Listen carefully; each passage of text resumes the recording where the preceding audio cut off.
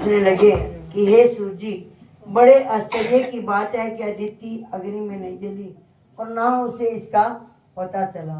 तब सूर्य जी बोले, हे ऋषियों, इसमें आश्चर्य की क्या बात है? जिस भगवान के स्मरण मात्र से समस्त संकट दूर हो जाते हैं, उनका ध्यान करने वाले भक्त को भला कौन कष्ट दे सकता है?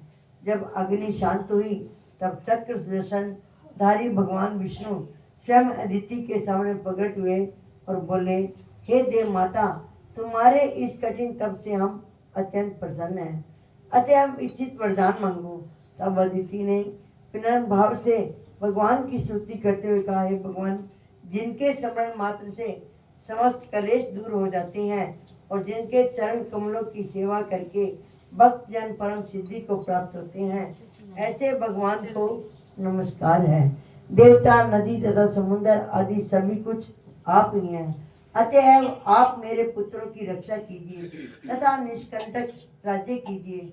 अदिति के ऐसे वचन सुनकर भगवान कहने लगे, हे देव माता, अब मैं पुत्र रूप में तुम्हारे यहाँ जन्म लेकर असुरों का संहार करूंगा। इतना कहकर अपने कंठ की माला अदिति को देकर भगवान अंतर्ध्यान हो गए।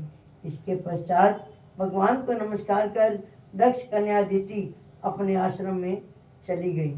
यथा समय अदिति ने हजारों सूर्य के समान तपस्वी, कमल नयन, शंख, चक्र, गदा, पद्म, कमंडल तथा पीतांबरधारी मुनियों द्वारा स्तुति किए गए दैत्य दलन भक्तों के प्रिय वामन भगवान को पुत्र रूप में देखा। कश्यप आदि ऋषियों ने भगवान की स्तुति की। तब वामन भगवान कश्यप जी से बोले, हे पिता, हम प्रसन्न हैं, आपके समस्त मनोरथ पूर्ण हो।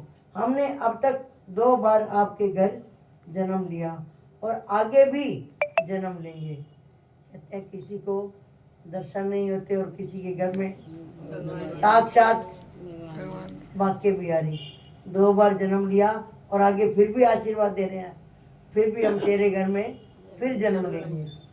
उधर राजा बलि ने दैत्य गुरु श्री शुक्राचार्य जी की अध्यक्षता में बड़ा भारी यज्ञ आरंभ किया, जिसमें हवि ग्रहण करने के लिए उन्होंने लक्ष्मी जी सहित विष्णु भगवान का आह्वान किया। उसी समय भगवान विष्णु पटुक ब्रह्मचारी के रूप में वहां पर उपस्थित हुए। भगवान को इस रूप में देखकर ऋषि लोग ज्ञान दृष्टि से उनको पहचान गए। उन्हें देख श्री शुक्राचार्य ने राजा बलि को एकांत में बुलाकर सारी स्थिति से अवगत कराया। बोलो विष्णु भगवान की जय। 24वां अध्याय समाप्त।